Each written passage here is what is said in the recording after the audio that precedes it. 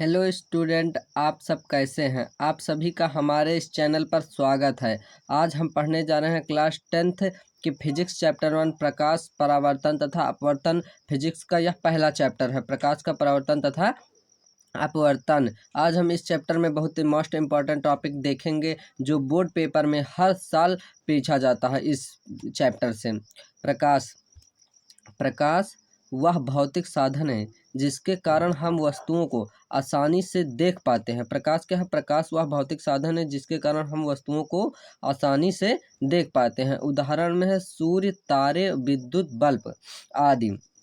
अब देखेंगे प्रतिबिंब, इमेज। प्रतिबिंब परावर्तन या अपवर्तन के बाद प्रकाश किरण जिस बिंदु पर जाकर मिलती है वह बिंदु पहले बिंदु का प्रतिबिंब होता है, प्रतिबिंब कहलाता है। मतलब अपवर्तन या परावर्तन के बाद प्रकाश किरण जो है वो जिस बिंदु पर जाकर मिलती है वह बिंदु पहले बिंदु का प्रतिबिंब कहलाता है। अब देखेंगे हम प्रतिबिंब के प्रकार। पहला है आभासी प्रतिबिंब। यदि किसी बिंदु से चलने वाली अपवर्तन या परावर्तन के पश्चात वास्तव में किसी बिंदु पर मिलती हुई प्रतीत होती हैं तो उसे आभासी प्रतिबिंब कहते हैं। इसे पर्दे पर प्राप्त नहीं किया जा सकता है। मतलब आभासी प्रतिबिंब जो है इसे पर्दे पर प्राप्त नहीं किया जा सकता है। अब हम देखेंगे है वास्तविक प्रतिबिंब। यदि किसी बिंदु से चलने वाली प्रकाश किरण अपवर्तन या परावर्तन के पश्चात किसी बिंदु पर मिलती हैं तो उसे वास्तविक प्रतिबिंब कहते हैं। वास्तविक प्रतिबिंब कहते हैं। इसे पर्दे पर प्राप्त किया जा सकता है। मतलब आभासी प्रतिबिंब जो था उसे पर्दे पर नहीं प्राप्त किया जा सकता था, पर वास्तविक प्रतिबिंब जो है इसे पर्दे पर प्राप्त किया जा सकता है। फोकस दूरी। गोलीय दर्पण की फोकस दूरी वक्रता त्रिज्या की आधी होती है जिसे फोकस दूरी कहते हैं। वक्रता त्रिज्या को आर से प्रदर्शित करते हैं, फोकस दूरी एफ से प्रदर्शित करते हैं। फोकस दूरी एफ बराबर होता है R/2। अब देखेंगे आवर्धन, मैग्निफिसेशंस। प्रतिबिंब की ऊंचाई तथा वस्तु की ऊंचाई के अनुपात को आवर्धन कहते हैं। आवर्धन किसे कहते हैं? प्रतिबिंब की ऊंचाई तथा वस्तु की ऊंचाई के अनुपात को आवर्धन कहते हैं। इसे m से प्रदर्शित करते हैं और आवर्धन का सूत्र होता है m बराबर -v/u होता है, जहां -v प्रतिबिंब की ऊंचाई है और u जो है वो वस्तु की ऊंचाई है। -v जो है क्या है? वो प्रतिबिंब की ऊंचाई, और v जो क्या है? वस्तु की ऊंचाई है। वक्रता त्रिज्या। गोलीय दर्पण जिस खोखले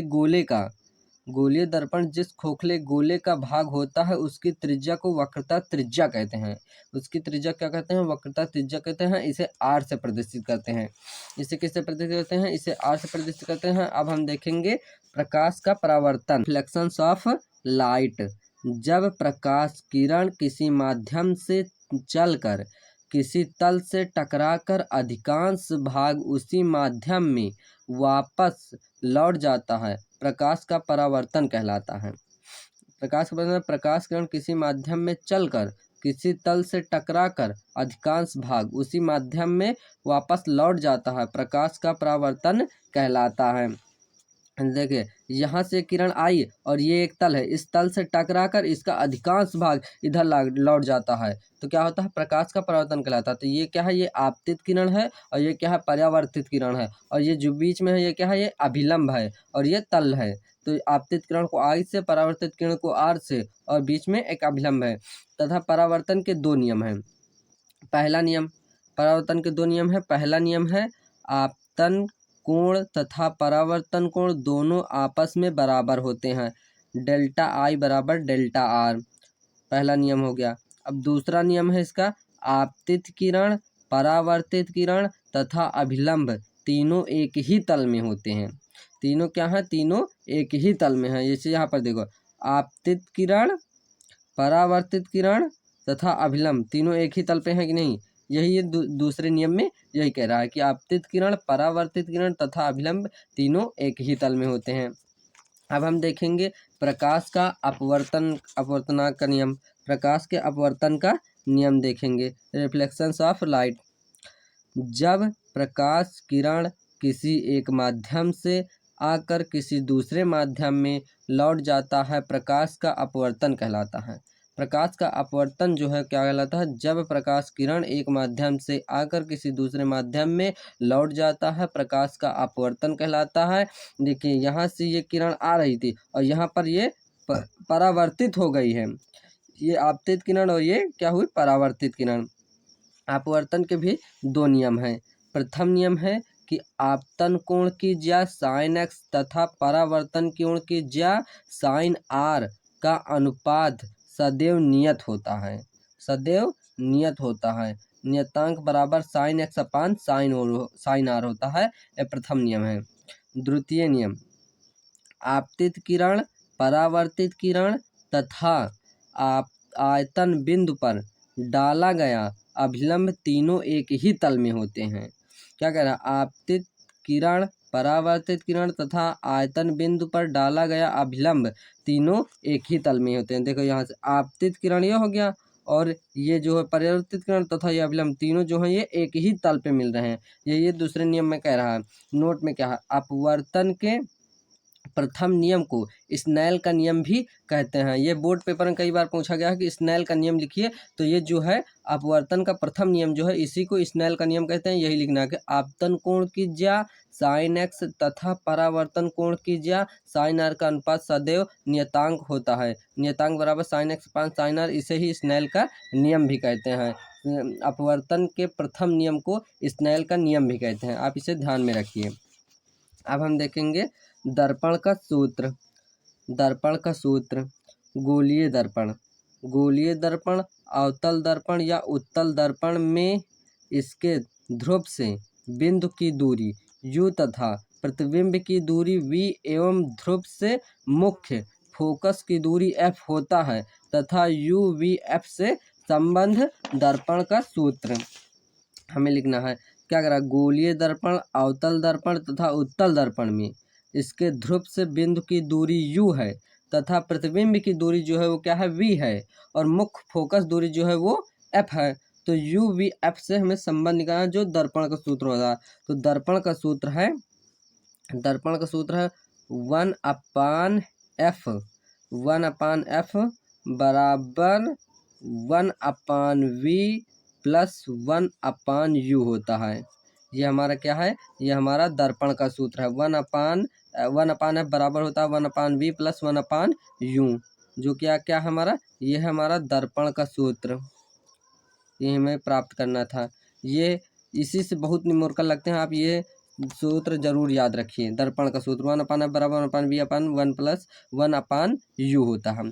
तथा लेंस का सूत्र, अवतल लेंस तथा उत्तल लेंस से इसके ध्रुव से बिंदु की दूरी u तथा प्रतिबिंब की दूरी v एवं ध्रुव से मुख्य फोकस दूरी f होता है, तब u v f में संबंध देखना है। तो इसका सूत्र होता है 1/f बराबर 1/v माइनस 1/u होता है। उसमें दर्पण में जो था उसमें यहाँ पर प्लस था और लेंस में जो होगा यहाँ पर माइनस होगा। बस हमें यही ध्यान रखना है कि 1/f बराबर 1/v माइनस 1/u ये लेंस का सूत्र है और 1/f बराबर 1/v प्लस 1/u जो है वो किसका है, वो दर्पण का सूत्र है। इन दोनों में बस यही अंतर होता है। और अब हम देखेंगे लेंस की क्षमता। लेंस की क्षमता, लेंस किसी लेंस द्वारा प्रकाश किरण को अभिसरण या अपसरण करने की क्षमता को ही लेंस की क्षमता कहते हैं। लेंस की क्षमता कहते हैं अपसरण, किसी लेंस द्वारा प्रकाश की किरण को अभिसरण या अपसरण करने की क्षमता को ही लेंस की क्षमता कहते हैं। इसे किससे, इसे P से प्रदर्शित करते हैं। लेंस की क्षमता को किससे प्रदर्शित करते हैं, इसे P से प्रदर्शित करते हैं। इसका सूत्र होता है P बराबर 1/f होता है।